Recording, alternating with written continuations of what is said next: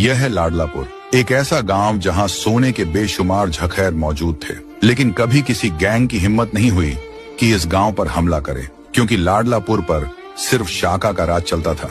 शाका गांव के हर शख्स की इज्जत करता था, मजलूमों का सहारा था, और जब तक शाका मौजूद रहा लाडलापुर महफूज रहा। लेकिन एक खूनी लड़ाई के बाद अचानक शाका गायब हो गया। कई महीने गुजर गए, किसी ने शाका को दोबारा नहीं देखा। कोई कहता था शायद शाका मारा गया है, और कोई कहता शायद शाका जान बचाकर भाग गया होगा।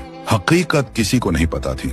शाका के न होने का फायदा उठाते हुए चिड़ीलाल अपनी गैंग के साथ लाडलापुर पर हमला कर देता है। गांव जलने लगता है, घर तबाह कर दिए जाते हैं, गांव वालों को बेदर्दी से मारा जाता है। चिड़ीलाल का जुल्म इतना बढ़ जाता है कि लोग अपना गांव छोड़कर भागने लगते हैं, लेकिन जो भी भागते हुए पकड़ा जाता उसे जिंदा नहीं छोड़ा जाता। लाडलापुर पर कब्जा करने के बाद चिड़ीलाल सोने की स्मगलिंग शुरू कर देता है, और फिर उसकी नजर पड़ती है गांव की सबसे खूबसूरत लड़की शबनम पर, जिससे शाका बेपनाह प्यार करता था। चिड़ीलाल शबनम को धमकी देता है, अगर तू मुझसे शादी नहीं करेगी तो मैं तुझे जान से मार दूंगा। जब यह बात शबनम के भाई चंदू को पता चलती है तो वह किसी तरह अपनी जान बचाकर गांव से भाग जाता है। चंदू का सिर्फ एक मकसद होता है, शाका को ढूंढना और वापस लाडलापुर लाना। वह गांव गांव शहर शहर भटकता है, लेकिन शाका का कोई निशान नहीं मिलता। कई दिन भूखा प्यासा रहने के बाद चंदू जंगल में बेहोश होकर गिर जाता है,